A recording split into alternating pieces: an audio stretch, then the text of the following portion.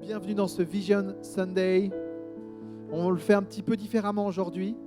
Donc je viens là avec un petit message pour nous encourager dans cette année 2025 dans laquelle on s'est lancé et te dire aussi un petit peu ce qui est sur notre cœur d'église en ce moment pour cette période qui s'annonce devant nous. Et je vais commencer simplement avec un passage qu'on trouve dans les évangiles en Matthieu chapitre 7. C'est la fin, c'est la partie du sermon sur la montagne. C'est pas moi, c'est toi. C'est la fin du sermon sur la montagne, ce moment où Jésus il vient avec tous ses enseignements révolutionnaires. Et puis, il finit avec voici les quelques mots que je vais te lire, les versets 24 à 27. Tu es prêt? Tu es prêt pour entendre la parole de Dieu? Pour qu'elle vienne au contact dans ta vie ce matin?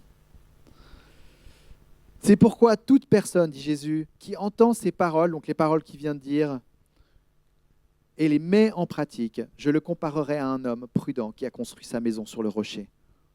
La pluie est tombée, les torrents sont venus, les vents ont soufflé et se sont déchaînés contre cette maison. Elle ne s'est pas écroulée parce qu'elle était fondée sur le rocher. Mais toute personne qui entend ces paroles que je dis et ne les met pas en pratique ressemble à un fou qui a construit sa maison sur le sable. La pluie est tombée, les torrents sont venus, les vents ont soufflé et se sont abattus sur cette maison. Elle s'est écroulée et sa ruine a été grande. Je me rappelle ce passage quand j'étais tout jeune croyant. C'est un des premiers où je l'ai pris, je l'ai médité, je l'ai analysé, j'ai lu un commentaire et j'essayais vraiment de résumer ce que Jésus là est en train de dire. Et tout d'un coup, mon regard se porte sur en fait l'essentiel de ce que Jésus nous demande là. C'est d'entendre ce qui a été dit et c'est de le mettre en pratique. Et je suis là, ouais, en fait, la foi chrétienne, c'est pas un truc léger, quoi. C'est pas une histoire de se répéter des choses, mais c'est de les vivre, de les voir être incarnés dans ma vie de tous les jours. Et là, je suis saisi d'une crainte, je me rappelle à ce moment-là, et de me dire, mais je fais cette prière en disant à Dieu, je veux être un homme de parole, un homme qui tient, qui met en pratique ce que j'entends. Oui, Seigneur, j'accroche mon cœur là, et je me rappelle cette image, parce que c'est ça que Jésus vient donner, qui est puissant, c'est cette image de cette maison qui est construite sur le rocher.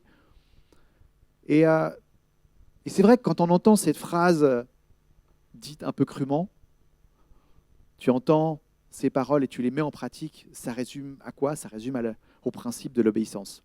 Et l'obéissance, moi, ça ne m'a jamais fait rêver.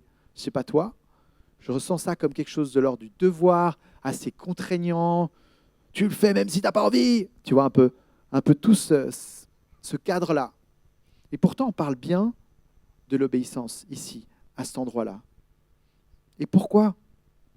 Pourquoi est-ce que Jésus vient demander d'être si arrêté sur finalement ces principes que l'on entend, au point de les mettre en pratique dans nos vies? Et là, il vient donner donc cette comparaison. Construire sur le rocher ou construire sur le sable? Puis tu es là, ah ouais, d'accord, ouais. Non, c'est clair qu'il n'y a pas photo. Surtout que, par exemple, moi, cette semaine, il a plu dans ma maison. La tempête a eu lieu. Et pour te donner le contexte, ils sont en train de refaire le toit dans ma maison. Donc, ce n'était pas dans ma partie de maison, c'était dans la partie des voisins. Mais eux, ils ont sorti tous les seaux qu'ils avaient, tous les bols, pour essayer de contenir les fuites et l'eau qui était en train de tomber. Mais ils ont balancé des litres et des litres pour, en fait, même relativement une petite pluie. J'étais impressionné. Et je te raconte ça simplement pour te dire à quel point les fondements d'une maison, que ce soit sur quoi elle tient, mais aussi ce qu'il y a sur la tête. Et tout commence là. Hier soir encore, parce que ça soufflait, je ne sais pas chez vous, ça soufflait hier soir et on a des bâches sur tout le pan sud du toit qui couvrent le toit. Et autant le couvreur qui est en train de nous faire le toit, il n'était pas tranquille hier soir, autant avec mon voisin, on était en train de s'écrire, ça va? Et il me fait, ça recommence à goûter. Oh, t'as besoin d'aide? Il est genre minuit. T'as besoin d'aide? Non, ça va, mais Allez, bonne nuit. Et en fait, c'est juste hallucinant de réaliser à quel point ces fondements sont essentiels. Et je crois que là, Jésus vient pointer de façon intentionnelle cette image pour pas uniquement parler est-ce que tu as appliqué tous tes commandements, tes enseignements, mais pour dire les amis, construisez sur moi. C'est ça qui tient. C'est ça qui fait la différence. Et je ne sais pas à quel point tu as eu la possibilité dans ta vie de foi, peut-être dans ta jeune vie de foi, peut-être que tu découvres tout ça actuellement, mais juste te poser, te dire, mais en fait, qu'est-ce qui vaut vraiment la peine? Où est-ce que c'est important que je mette mon regard? Et j'aime le faire aussi chaque année, devant une année qui s'ouvre devant moi, de regarder à Dieu à nouveau et dire, mais Seigneur, tu me demandes d'être où? Où est-ce que tu m'attends? Et Jésus, il dit qu'il est le centre, il dit qu'il est ce fondement sur lequel on peut construire solide. Pourquoi? Parce qu'en fait, il a tout accompli pour que nous n'ayons pas à porter de nos propres forces. Sur la croix, avec sa mort et ensuite avec sa résurrection, il nous offre l'essentiel sur lequel nous pouvons nous tenir. C'est un vrai cadeau. Et c'est une invitation qui nous est faite chaque jour de pouvoir se repositionner et de pouvoir dire, mais oui, c'est sur toi. C'est vraiment sur toi que je veux construire. Je te parle de ça, de tout cet élément de l'essentiel en ce début d'année 2025, parce que lorsqu'on a pris du temps pour se retirer avec le staff de l'Église en novembre dernier et en montant sur la montagne et en allant dire à Dieu, mais qu'est-ce que tu veux nous dire? Quels sont les indices que tu veux nous donner pour cette nouvelle année qui commence? Si on devait le résumer avec une phrase, ce serait « Je reviens au centre ». Et c'est le thème de notre année 2025. On a commencé même le mois de janvier avec les fondements de l'Évangile. Chaque dimanche, on vient découvrir un nouvel élément de ces solas, de ces solas. Donc on a parlé de la foi, on a parlé de Jésus-Christ. La semaine prochaine, on va parler de la gloire de Dieu. Enfin bref, l'idée, c'est de nous donner de la joie, là, dans le fait de reposer sur ce qui est essentiel dans nos vies. Et j'aimerais te mettre à cœur cette importance-là, ce matin, pour que tu puisses faire la place, alors que toi aussi, tu démarres une nouvelle année. Je parlais tout à l'heure de cette obéissance qui peut paraître un peu contraignante, qui ne donne pas toujours envie. C'est vrai que là, j'ai envie de faire une nuance sur le fait de revenir au centre parce que tu dois, ou est-ce que c'est parce que tu veux? Je crois que si tu crois en Dieu parce que tu dois, ça va être difficile. Ça va être difficile parce que tu vas avoir tendance à utiliser Dieu là où tu as besoin de lui. Et donc,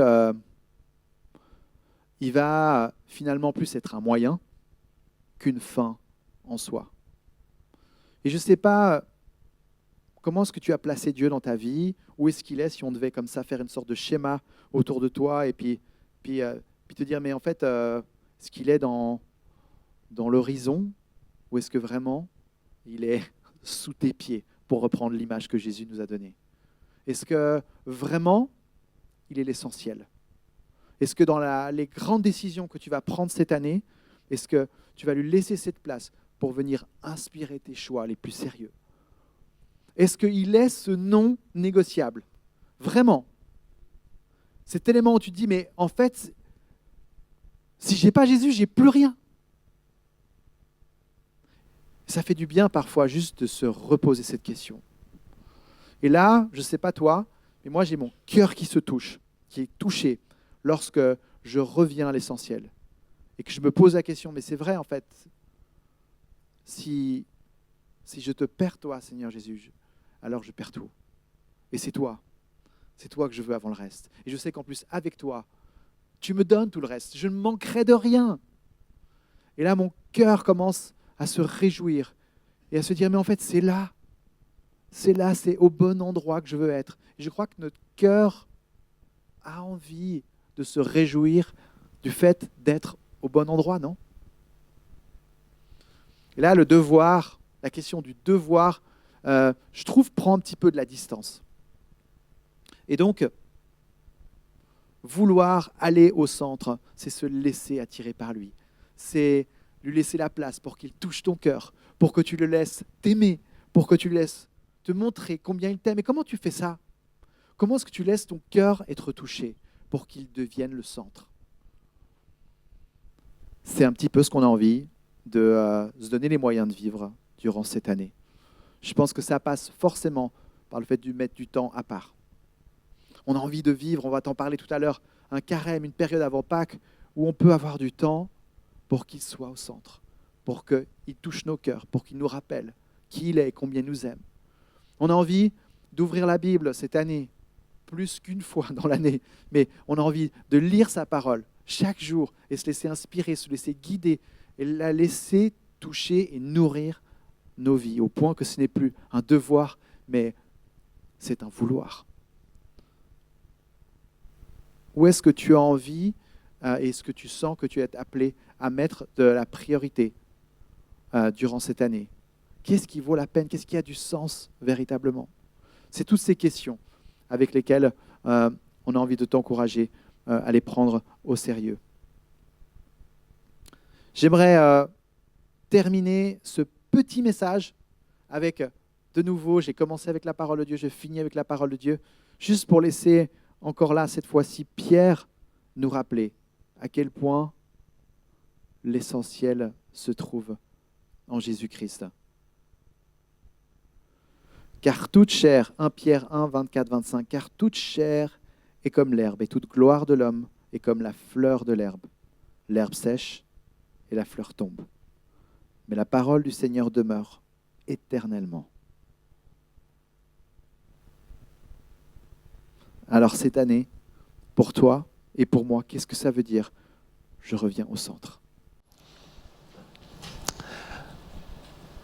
C'est fort d'être là dans ce moment où on parle de connaître Dieu et de le faire connaître, parce que j'ai l'impression qu'on est au cœur, au centre de la mission de notre Église.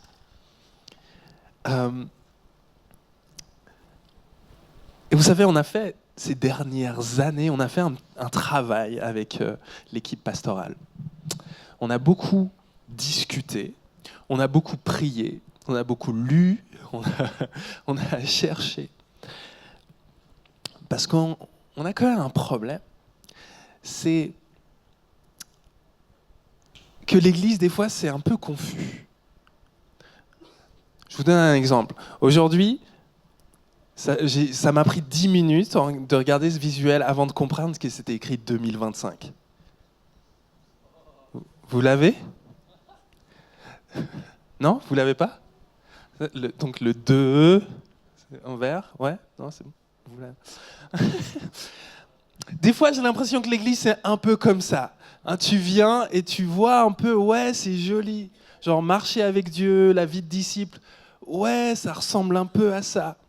Mais c'est pas clair. Et du coup, on a fait un travail pour essayer de clarifier. C'est quoi à ICF Genève qu'on fait pour inviter les gens à connaître Dieu et à le faire connaître plus loin? C'est quoi à ICF Genève notre système, notre méthode pour devenir des disciples de Dieu, des disciples de Jésus qui sont matures? Donc, on a essayé de simplifier les trucs. Vous allez me dire si c'est suffisamment simple. Du coup, on a 3 étapes. 3 étapes pour définir un peu le chemin de disciple qu'on propose à tout le monde. Première étape, c'est welcome. Si vous ne parlez pas anglais, ça veut dire bienvenue. C'est l'étape que tu fais quand tu rentres dans l'église. La première étape pour pouvoir rentrer dans l'église et connecter avec qui on est.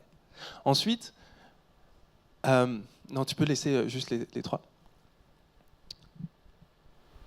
Ensuite, on a le all-in. Ça, c'est les 5 principes qu'on propose à chaque disciple de Jésus de mettre dans leur vie pour orienter leur vie vers Jésus. C'est les trucs que tu peux faire dès aujourd'hui et jusqu'à ta mort. C'est les trucs que tu peux tout le temps faire. Les 5 principes qui vont orienter ton cœur pour qu'il grandisse de la bonne manière. Et puis finalement, next step. Next step, le prochain pas. C'est-à-dire qu'en fait, si tu mets en place ces 5 principes, il y a des moments où Dieu il t'invite à grandir dans un domaine ou un autre. Le next step, c'est tous les trucs qu'on fait, tous les milliers de programmes qu'on a dans l'Église pour t'aider à un moment donné, te tendre une perche pour que tu puisses grandir. Vous avez compris le système ? On a bienvenue, ensuite on a les 5 principes qu'on va mettre en place pour marcher avec Dieu dans notre vie. Et ensuite, on a des invitations régulières pour renouveler notre foi, pour nous défier dans un domaine ou un autre. Donc, on y va. Welcome.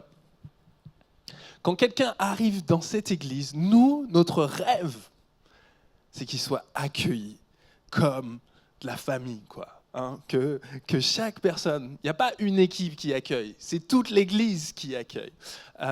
Donc on a envie de te connaître si c'était la première fois que tu viens ou la deuxième fois, ou voilà, on a envie de te connaître. On a envie ensuite d'échanger nos infos, nos contacts, soit en contact avec toi, et on a envie de t'inviter au Welcome Home, là où on peut te parler, voilà ce que c'est ICF, voilà ce que c'est notre église, voilà un peu nos valeurs fondamentales et notre mission.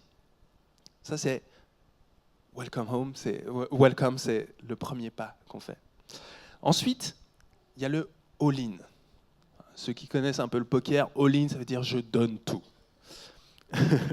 Et du coup, ces 5 principes, ce ne sont pas les 5 commandements d'ICF. Juliana, tu peux distribuer les trucs. C'est pas les 5 commandements d'ICF. C'est pas la liste des choses avec lesquelles on va définir si vous êtes des bons ou des mauvais chrétiens.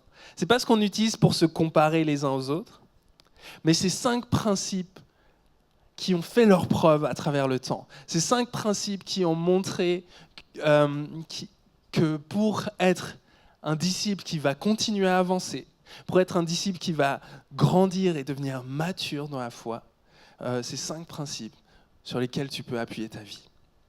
Et du coup, on te propose de mettre ça en place dans ta vie. 5 principes fondamentaux. Le premier, lis la Bible chaque jour. Si tu veux t'ouvrir à la présence de Dieu, si tu veux t'ouvrir à qui Dieu est, à connaître Dieu, à avoir une vie de prière, à avoir tout ça, commence par lire la Bible chaque jour. Ensuite, chaque dimanche, viens célébrer Dieu. Ouais, je peux le prendre.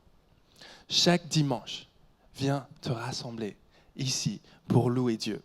Tu sais, chaque dimanche, ça veut dire quand tu as la flemme aussi.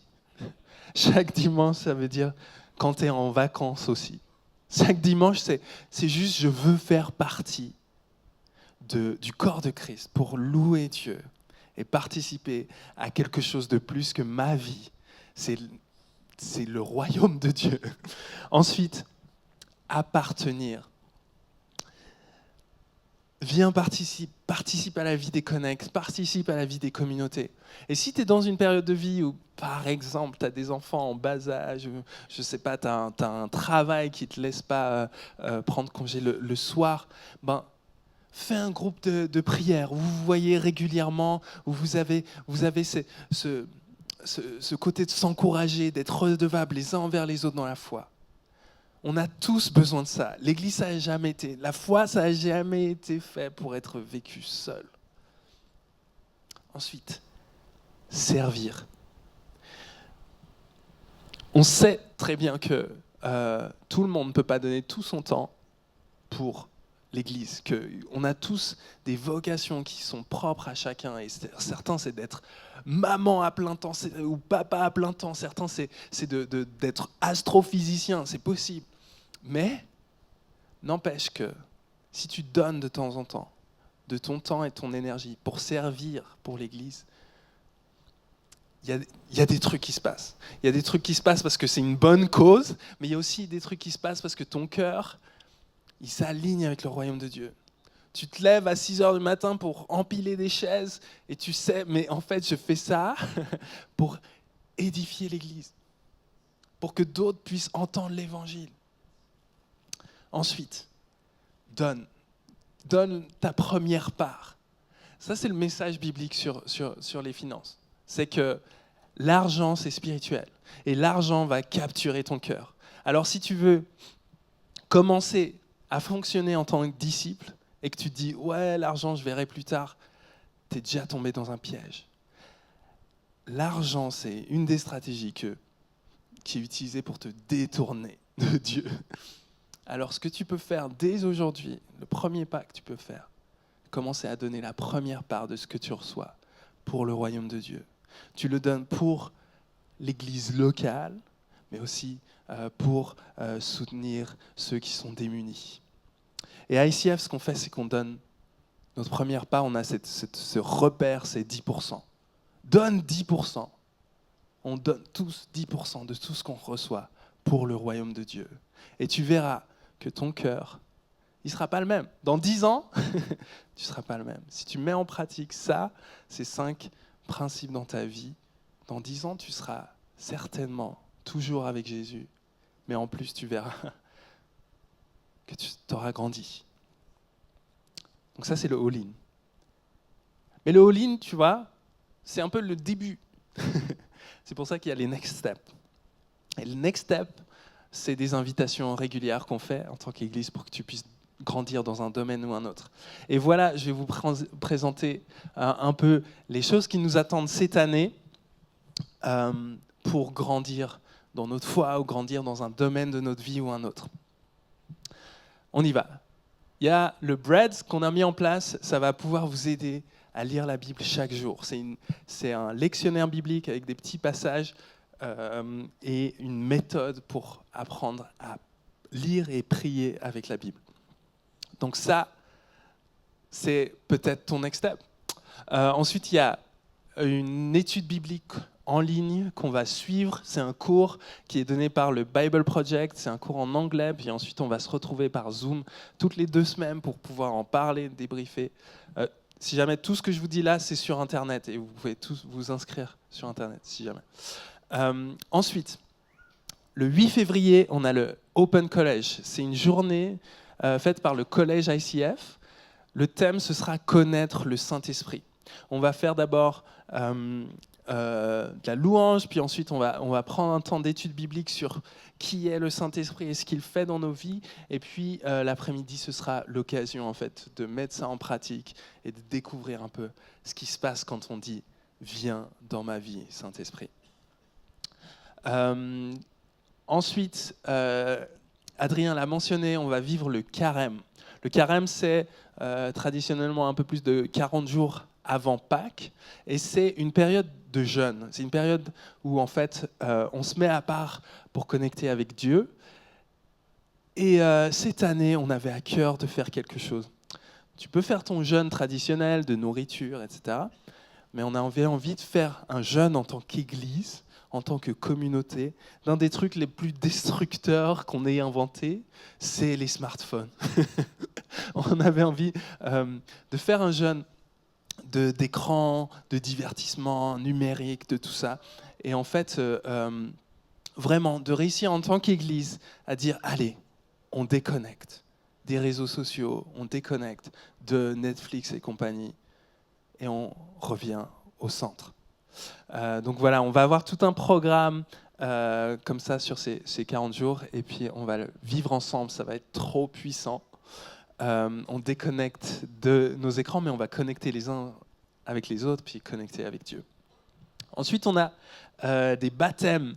Si tu n'as pas encore été baptisé, mais tu veux suivre Jésus, eh ben, viens nous en parler à l'équipe pastorale, comme ça on peut faire avec toi la préparation au baptême, te parler un peu plus de quoi il s'agit, et que tu puisses vivre cet événement central dans ta vie. Le Get Free Weekend, qui sera du 9 au 11 mai, C'est un des grands moments de notre Église. C'est un moment où tu peux faire le ménage dans ta vie, tu peux aller dénicher les blessures et les compromis et les péchés et les abus que tu as vécus et juste inviter le Saint-Esprit à venir faire le nettoyage. Ensuite, on a nos camps, nos camps d'été. Il y a le camp des jeunes, 15-20 ans, X-Camp. Et puis ensuite, il y a le Beach Camp en septembre pour les plus de 20 ans. Pourquoi j'entends pas de wouhou là? Ok. Donc voilà, et puis The Turning, c'est un événement d'évangélisation où on sort dans la rue pour parler de Jésus. Ok, donc vous voyez tout ce beau programme qu'on a pour cette année. Et j'ai envie de vivre un temps maintenant un peu plus de prière. On demande, ok, j'ai vu la méthode ICF, j'ai vu le système qui m'est proposé. Mais moi, qu'est-ce que j'en fais? Donc vous avez tous reçu en principe ce marque-page. Merci beaucoup, Juliana. Quoi? Il n'y en a plus? J'entends pas. Ah, certains n'ont pas reçu. Ok, je vais résoudre ça dans quelques minutes. Mais peut-être tu peux remettre le all-in sur l'écran. Juste le all-in. Ouais. En gros, c'est ce que j'avais envie de vous poser comme question. C'est où est-ce que Dieu vous appelle maintenant? Et peut-être pour vous, vous débarquez à l'église, peut-être votre prochain pas, c'est juste de prendre des informations et puis d'être là. Ok, on va en parler. Peut-être que pour toi, le prochain pas, c'est de dire bon, cette histoire de Bible, je le fais de temps en temps, mais en fait, c'est pas vraiment dans ma vie, quoi. C'est pas inséré. Alors peut-être Dieu a envie de te dire. Et si tu prenais ce pas d'instaurer la lecture de la Bible comme une pratique de tous les jours? Enfin, vous voyez ce que je veux dire, voilà. Et vous avez des next steps devant vous. Alors, je vous propose qu'on prenne un petit temps comme ça, quelques minutes. On peut demander à Dieu, Seigneur, quel est mon next step? Quel est mon prochain pas pour que je puisse grandir avec toi, me rapprocher de toi? Ok, à tout à l'heure.